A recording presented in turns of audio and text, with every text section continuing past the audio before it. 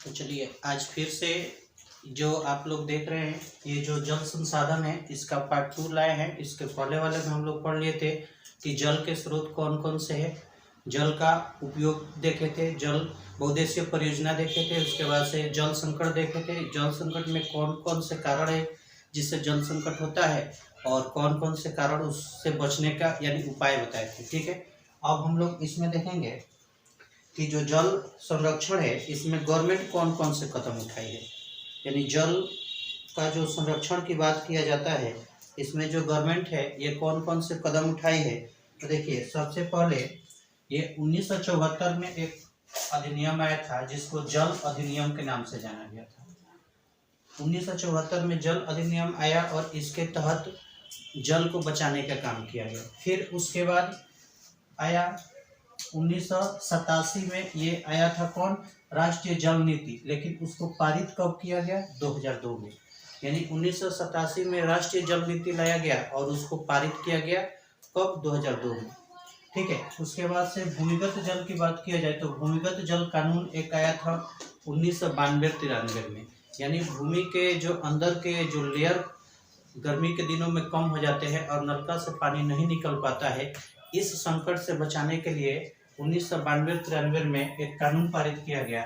वह कौन था, भूमिगत जल कानून। ठीक है, उसके बाद राजीव गांधी राष्ट्रीय पेयजल मिशन, यानी राजीव गांधी राष्ट्रीय पेयजल जो मिशन लाया गया ये 1991 में लाया गया था। इसके द्वारा भी जल मिशन का काम किया गया, यानी जल को बचाने का काम किया गया। उसके बाद से प्रेजेंट में अभी हमारे नरेंद्र मोदी जी के तहत 15 अगस्त 2019 को ये जो जल संरक्षण के काम शुरू किए गए हैं। ठीक है, अब ये हो गया, यानी जल को बचाने के लिए गवर्नमेंट ने कब कब कौन कौन से कदम उठाए थे।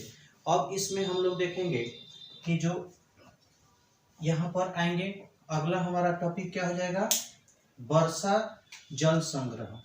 यानी वर्षा जल संग्रहण के मतलब हुआ कि यानी वर्षा के पानी को एकत्रित करना। जब वर्षा के पानी को एकत्रित करने की बात आएगी तो सबसे पहले हम लोग राजस्थान की तरफ देखेंगे। ठीक है, यानी राजस्थान में देखिए, राजस्थान में क्या किया जाता है कि राजस्थान में वर्षा जल को यानी छतों पर रेलिंग देकर उसके वर्षा पानी को एकत्रित किया जाता है और पाइप के माध्यम से आंगन में एक टैंक बना रहता है, उस टैंक में उस पानी को एकत्रित किया जाता है। और अगर पानी वह टैंक से अधिक होता है तो फिर उस टैंक से एक और पाइप एक्स्ट्रा निकला रहता है और उस पाइप के माध्यम से भूमि के अंदर उस पानी को डाल दिया जाता है। ठीक है, कुछ इलाकों में उसको टंका बोला जाता है,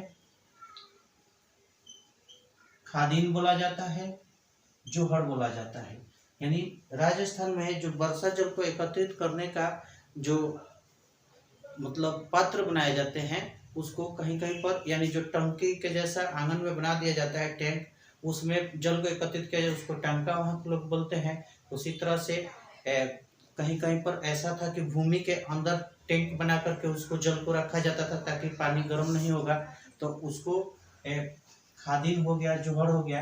यानी इस तरह से राजस्थान में वर्षा जल को एकत्रित करने के लिए सबसे पहले छतों पर रेलिंग बनाई गई। रेलिंग बनाने के बाद से वहाँ पर क्या किया गया कि पाइप के माध्यम से आंगन में पानी को लाया गया और उस पानी को अगर टंका जो है यानी जो टब जैसा टंकी बना हुआ है उसमें से अगर पानी अधिक हुआ तो एक और पाइप के माध्यम से उसको बेकार नहीं जाने देना है, उस पाइप के माध्यम से भूमि के अंदर जल को छोड़ देना है ताकि भूमि के जो भूमिगत जल है इसका लेयर बना रहे। उसी तरह से देखिए मेघालय, यानी विश्व का सबसे अधिक वर्षा कहाँ पर होती है, मेघालय में। और मेघालय की राजधानी शिलोंग में भी बारिश, वहाँ पर देखिए बारिश अधिक होती है, वहाँ पर पानी की कमी नहीं है, फिर भी वो लोग क्या करते हैं, शिलोंग के लोग कुछ ऐसे मतलब एरिया है जहाँ पर वो लोग छतों पर भी रेलिंग बना करके और वर्षा जल को एकत्रित करते हैं। यानी मेघालय में भी वर्षा जल को एकत्रित करने का काम किया जाता है।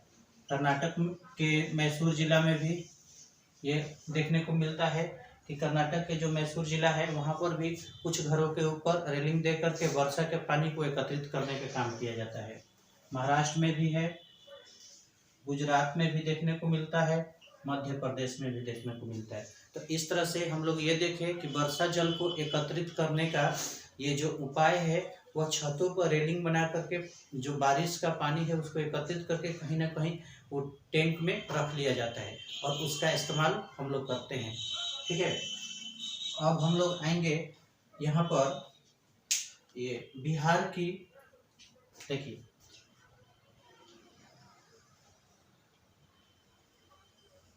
बिहार की नदी घाटी परियोजना, यानी बिहार की जो प्रमुख नदी घाटी परियोजना है, ये हमारा टॉपिक है। तो इसमें सबसे पहले हम लोग देखेंगे सोन परियोजना के बारे में। सोन नदी घाटी परियोजना, देखिए ये सोन नदी घाटी जो परियोजना है 1874 में लाया गया था। ये बिहार की सबसे पुरानी नदी घाटी परियोजना है। ये अंग्रेजों द्वारा बनाया गया था कृषि की सिंचाई करने के लिए, ताकि कृषि का उत्पादन बढ़ सके। ठीक है, और इसमें क्या किया गया, 1968 में देखिए डेहरी के समीप, यानी डेहरी के समीप एक इंद्रपुरी नामक गांव है। उस गांव से 10 किलोमीटर आगे एक बैराज बनाया गया था। और डेहरी कहाँ पर है, तो इसको पहले देखिए, डेहरी कहाँ पर है, रोहतास में। और इंद्रपुरी नामक स्थान पर एक बांध बनाया गया, यानी इंद्रपुरी जो नामक स्थान है वहां पर एक बांध बनाया गया और उस बांध को बना करके बहुउद्देशीय परियोजना को शुरू किया गया था। बहुउद्देशीय परियोजना आप लोग कल वाले वीडियो में देखे होंगे कि एक योजना के तहत तो बहुत सारे उद्देश्यों को पूरा करना, तो वही काम इसमें किया जा रहा है कि बांध बना करके, और एक बांध बनाया जाएगा और उससे बहुत सारे उद्देश्यों को पूरा किया जाएगा। जैसे बिजली उत्पादन किया जाएगा, बाढ़ नियंत्रण किया जाएगा, उसके साथ साथ उसमें से नहरों को निकाल करके, और जिस इलाके में सूखाग्रस्त जो एरिया होगा वहां पर नहरों द्वारा सिंचाई के लिए पानी दिया जाएगा। ठीक है, तो देखिए यहाँ से 2 नहरें निकलती हैं, यानी सोन परियोजना से कितनी नहरें निकलेंगी, 2। एक नहर को बोला जाता है पूर्वी सोन नहर। पूर्वी सोन नहर जो है वह पटना, गया, औरंगाबाद जिला को पानी, यानी देखिए पूर्वी जो सोन नहर है, ये जब इसमें पानी दिया जाता है तो कौन कौन से जिला को लाभ मिलता है, पटना जिला को सिंचाई के लिए पानी दिया जाता है, गया को मिलता है, औरंगाबाद जिला को मिलता है, और वो लोगों को भी इसी से पानी मिल जाता है। ठीक है, अगर और देखिए पूर्वी जो सोन नहर है इसकी 3 और शाखाएं हैं। ठीक है, 3 शाखाएं हैं, और वे 3 शाखाएं हैं जो कि एक रोहतास को पानी देता है, एक भोजपुर को पानी देता है, और एक बक्सर को पानी देता है। ठीक है, अब हम लोग आएंगे कि जो पश्चिमी सोन नहर है, ये कौन कौन से जिला को सिंचाई के लिए पानी पहुंचाता है। तो देखिए पश्चिमी सोन नहर जो है ये कैमूर जिला को सिंचाई के लिए पानी देता है, भोजपुर और बक्सर। इस तरह से हम लोग ये देख लिए कि जो सोन नदी घाटी परियोजना है ये बिहार की सबसे पुरानी नदी घाटी परियोजना है, जो कि कब लाया गया है, तो 1874 में अंग्रेजों के द्वारा बनाया गया था। लेकिन इस पर इंद्रपुरी में ये 1968 में एक बांध बनाया गया बहुउद्देशीय परियोजना के तहत, और वहां से जब 2 नहरें निकली है, एक पूर्वी नहर, जो कि पूर्वी नहर है वह पटना, गया, औरंगाबाद को पानी देती है, और इसकी 3 और भी शाखाएं निकली हुई है जो कि रोहतास, भोजपुर और बक्सर को पानी देती है। और पश्चिमी नहर को देखा जाए तो कैमूर, भोजपुर और बक्सर को ये पानी देती है, यानी वहाँ के एरिया को खेतों की सिंचाई की जाती है। और इन्हीं नहर के तहत जो रोहतास है, रोहतास में धान की खेती सबसे अधिक होती है। अब हम लोग आएंगे गंडक परियोजना। ये गंडक परियोजना जो है ये आपको 1961 में आया था। ठीक है, गंडक परियोजना ये कब, 1961 में।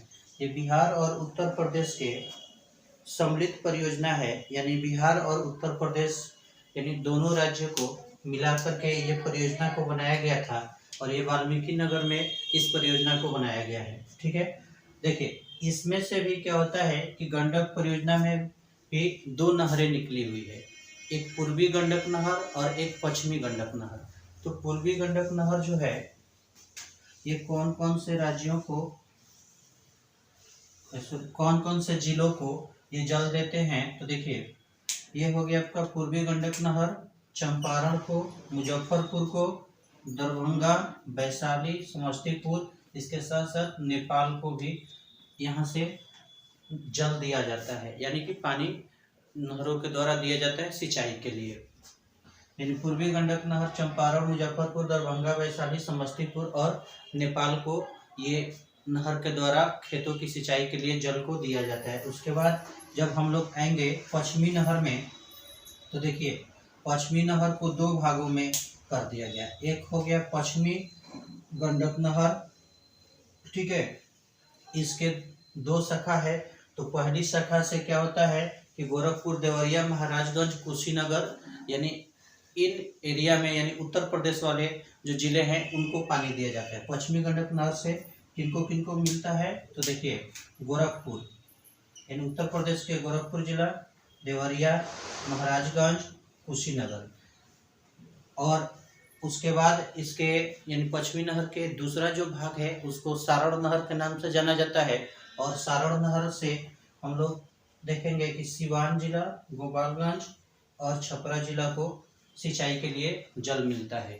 तो आप लोग यहाँ पर देख लिए, सबसे बिहार का सबसे पुराना परियोजना तो सोन परियोजना जो 1874 में, उसके बाद गंडक परियोजना, ये कब 1961 में। अब हम लोग यहाँ पर देखेंगे कोसी परियोजना। देखिए कोसी जो परियोजना है ये बिहार और नेपाल के सम्मिलित परियोजना है। कोसी परियोजना 1955 से लेकर 1963 तक ये काम चला था, उसके बाद ये शुरू हुआ था। यह बिहार और नेपाल के संयुक्त परियोजना है। इस पर भी दो नहरें बनाई गई है।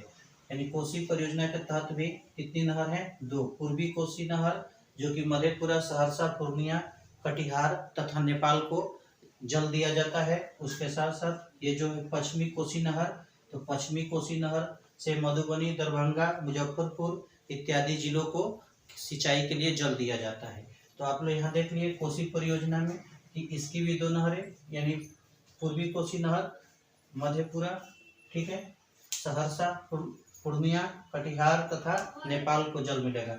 पश्चिमी कोसी से मधुबनी, दरभंगा, मुजफ्फरपुर इत्यादि जिलों को जल दिया जाता है। लेकिन देखिए ये जो पूर्वी कोसी जो नहर है इसमें से चार और भी नहरें निकली हुई है जो कि हम लोग यहाँ देखेंगे। देखिए चार नहरें कौन कौन से निकली है। मुरलीगंज नहर एक है जो कि 64 किलोमीटर दूरी तय करता है। उसके बाद से जानकी नगर नहर है जो 82 किलोमीटर लंबा है। और पूर्णिया नहर है जो कि 64 किलोमीटर लंबा है। और अररिया नहर है जो कि 52 किलोमीटर लंबा है। ये किसका भाग है, तो पूर्वी कोसी नहर का। चलिए देखिए इस तरह से ये जो चैप्टर आप लोग का है यूनिट 1 फॉर जल संसाधन, ये टोटल आप लोग का समाप्त हो गया। कुछ क्वेश्चन आंसर है उसको थोड़ा सा हम लोग देख लेते हैं 2-4 मिनट में।